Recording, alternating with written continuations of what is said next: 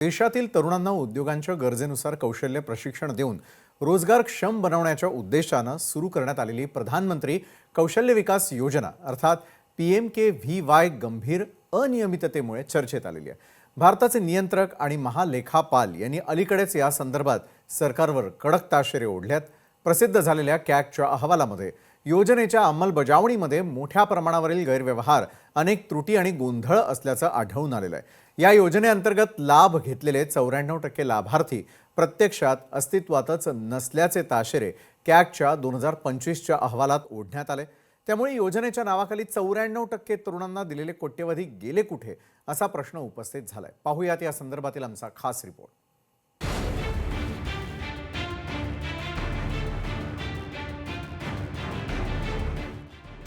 प्रधानमंत्री कौशल्य विकास योजनेतला घोटाळा उघडकीस। प्रधानमंत्री कौशल्य विकास योजना वादाच्या भोवऱ्यात। योजनेच्या अंमलबजावणीत मोठ्या प्रमाणावर गैरव्यवहार। 90.66 लाख उमेदवारांच्या बँक खात्यांची माहितीच नाही। 2015 मध्ये सुरू झालेल्या योजनेत आतापर्यंत 10,000 कोटी वितरित। मूळ योजनेलाच हरताळ फासण्याचा प्रकार। प्रधानमंत्री कौशल्य विकास योजना 15 जुलै 2015 ला देशात कौशल्य विकासाला चालना देण्यासाठी आणि तरुणांना प्रोत्साहन देण्यासाठी सुरू करण्यात आली। या योजनेद्वारे तरुणांना मोफत अल्पकालीन कौशल्य प्रशिक्षण आणि कौशल्य प्रमाणपत्रासाठी आर्थिक प्रोत्साहन दिलं जाणार आहे। या योजनेचा मुख्य उद्देश युवकांची रोजगार योग्यता वाढवणं आणि उद्योग क्षेत्राला प्रशिक्षित मनुष्यबळ उपलब्ध करून देणं असा आहे। PMKVY पथदर्शी प्रकल्पाच्या यशस्वी अंमलबजावणीनंतर योजनेचा make in India, digital India, स्वच्छ भारत यासारख्या भारत सरकारच्या इतर प्रमुख मोहिमांसोबत समन्वय साधण्यात आला।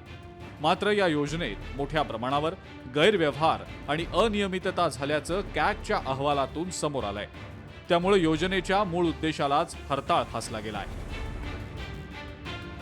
कॅगच्या अहवालानुसार कौशल्य इंडिया पोर्टलवरील नोंदींमध्ये लाभार्थ्यांच्या बँक खात्यांबाबत मोठ्या विसंगती आढळल्या। 95.90 लाख उमेदवारांपैकी 90.66 लाख उमेदवारांच्या बँक खात्यांची माहिती शून्य, निल, नॉट अवेलेबल किंवा रकाना रिकामा असल्याचं आढळलेलं आहे। अनेक ठिकाणी 111111 किंवा 123456 किंवा एक अंकी क्रमांक, नाव किंवा विशेष चिन्ह खातं क्रमांक म्हणून टाकल्याचंही दिसून आलंय। त्यामुळे लाभार्थ्यांची खरी ओळख निश्चित करणं अशक्य झाल्याचं अहवालात म्हटलंय। तब्बल 90,66,264 लाभार्थ्यांचे बँक खाते क्रमांक नाहीत। 3.5 लाख लाभार्थ्यांचे बँक खाते क्रमांक बनावट आहेत। सरकारकडून दावा केलेल्या आकडेवारीवरही कॅगची शंका। 36% लाभार्थ्यांचे ईमेल चुकीचे, 131 लाभार्थ्यांचा एकच ईमेल, अनेक लाभार्थ्यांचे खाते क्रमांक चुकीचे, एकसारखेच खाते क्रमांक 111111 123345 ABCD असे अनेक लाभार्थ्यांची खाते क्रमांक। एकच फोटो वापरत वेगवेगळ्या राज्यातल्या केंद्रांवर प्रशिक्षण घेतल्याचं दाखवलं। एकाच प्रशिक्षणार्थीचा फोटो वेगवेगळ्या राज्यात दाखवण्यात आला। योजनेअंतर्गत लाखो तरुणांना प्रशिक्षण, मात्र प्रत्यक्षात नोकरी मिळालीच नाही। अनेक ठिकाणी दिलेलं प्रशिक्षण हे स्थानिक उद्योगांच्या गरजांनुसार दिलेलं नाही।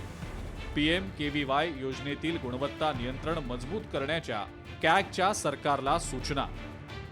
योजना राबवताना अधिकाऱ्यांनी एकाच छायाचित्राचा वापर विविध राज्यातल्या अनेक लाभार्थ्यांसाठी केल्यात आल्याचा आरोप होतोय।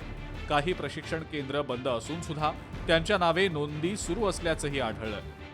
लाभार्थी, प्रशिक्षक आणि प्रशिक्षकांची नोंद ठेवण्यासाठी ठोस माहिती संरक्षण धोरण नसल्यानं संपूर्ण IT प्रणाली कमकुवत झाल्याचं कॅगनं नमूद केलंय।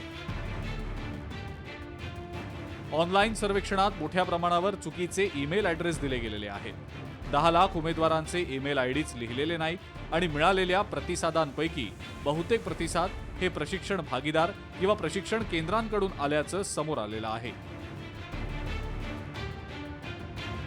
या योजनेची माहिती देताना अनेक ठिकाणी त्याच प्रशिक्षणार्थी आणि प्रशिक्षकांचा फोटो वापरला गेलाय। एकच फोटो विविध राज्यांमध्ये दाखवून फसवणूक करण्यात आलेली आहे।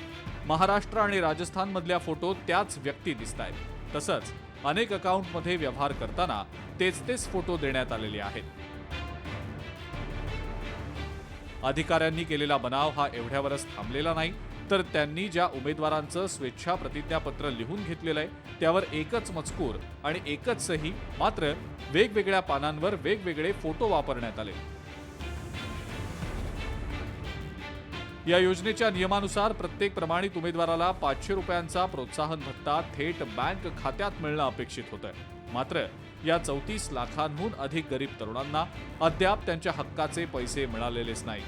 कागदी घोडे नाचवण्यात आणि तांत्रिक त्रुटींमध्ये या तरुणांचं भविष्य अडकून पडलंय. योजनेसाठी 14,000 कोटी रुपयांचं बजेट होतं, त्यावर तब्बल 10,000 कोटी रुपये आतापर्यंत खर्च झाले. मात्र तिचा लाभ शेवटच्या घटकापर्यंत पोहोचवण्यात यंत्रणा सपशेल अपयशी ठरलेली आहे. गरिबांसाठी विविध योजना धूमधडाक्यात जाहीर करायच्या आणि प्रत्यक्षात योजनेच्या लाभार्थ्यांना योजनेपासून दूर ठेवलं जात असेल तर यात नक्की दोषी कोण? कौशल्य विकास मंत्रालयानं आपली बाजू मांडताना सुरुवातीच्या टप्प्यात काही आव्हानं आणि त्रुटी होत्या असं मान्य केलंय. आता स्किल इंडिया डिजिटल हबच्या माध्यमातून आधार ई-केवायसी, फेस ऑथेंटिफिकेशन आणि जिओ टॅगिंगवर आधारित हजेरी बंधनकारक केल्याचं मंत्रालयानं सांगितलं. दोषी संस्थांना काळ्या यादीत टाकण्याचं आणि निधी वसुलीचं कामही सुरू केलं गेलेलं आहे. पंतप्रधान मोदींनी ना खाऊंगा ना खाने दूंगा ही घोषणा केलेली होती, मात्र संबंधित विभाग आणि यंत्रणांचा कारभार पाहता कुंपणच शेत खात असल्याचं स्पष्ट झालेलं आहे. ब्युरो रिपोर्ट, लोकशाही मराठी.